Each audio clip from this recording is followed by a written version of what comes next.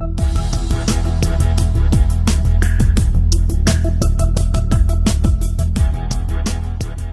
everyone, it's Nicole Wilkins with FitnessRx for Women, and this is my next question and answer segment where I took your questions from Facebook and I'm going to answer them for you today. The first question I have is, do you recommend a heart rate monitor, and if so, what brand or type do you like? I actually do think a heart rate monitor can help you gauge your intensity. Obviously there are different heart rate zones when you are doing cardio. I think it's sometimes you get on the cardio machine and you might think that you're working really hard, but in reality you could be pushing it harder. The one I always wear is by Polar, and it is the M400. This is a little bit more of like an advanced heart rate monitor. Some of them you can get are like $50. This would be kind of like a Fitbit, but it has a GPS in it. So when I run, it tells me how far I've gone. It's actually kind of cool because you put in your your physical activity level. So let's say you work out anywhere from 5 to 8 hours a week. That would put you at, I think, like semi-heavy. And if you reach the allotted physical activity per day, it has a bar that tells you if you're like 75% of your goal for the day, and if you reach 100% physical activity, it says you reach your goal and it beeps. So it kind of helps push you. It helps push me and motivate me. Sometimes it'll say to reach your goal you have 10 more minutes of running, or walking for 30 more minutes. So it's just a fun tool to keep you motivated. You can put your weight and your height and everything in, and keep track of your progress. So it has an app, and I know Fitbit is really popular, but there's a ton of different heart rate monitors out there. But long story short, yes, I do think a heart rate monitor can help you just stay motivated and make sure that you're working hard enough. I'd love to know how Nicole deals with muscle soreness. Is there a supplement you can take to reduce the ache that comes a couple days after a hard workout? I always find leg days especially tough after a couple days later. I've done a couple fit tips on this before. The best way to relieve soreness is to stretch.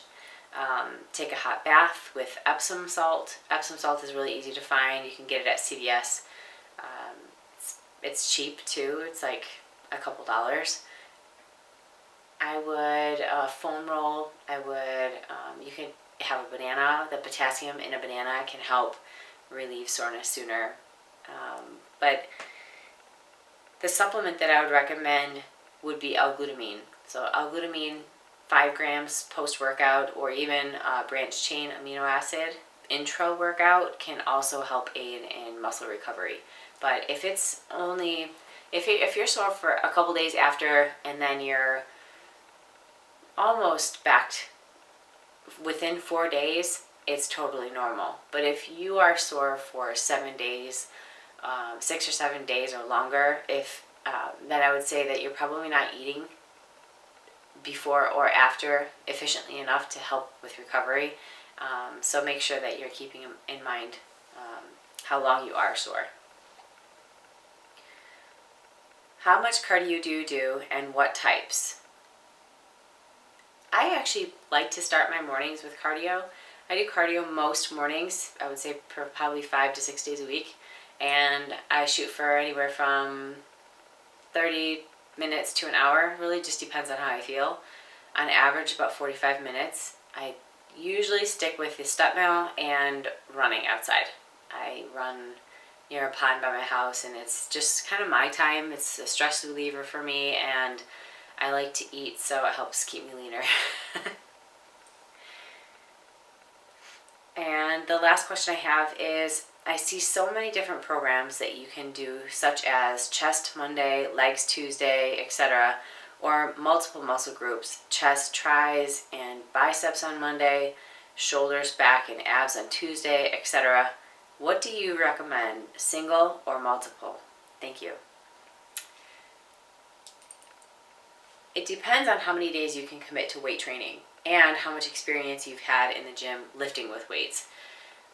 If you are in the beginning phases of weight training, you don't really have a whole lot of experience, I would recommend sticking with total body workouts or upper body, lower body split workouts.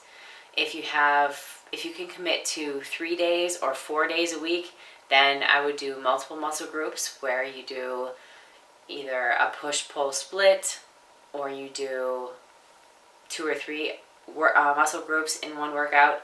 And so your split would be chest and triceps, back and biceps, shoulders and abs, legs and calves, and that would be your 4-day split.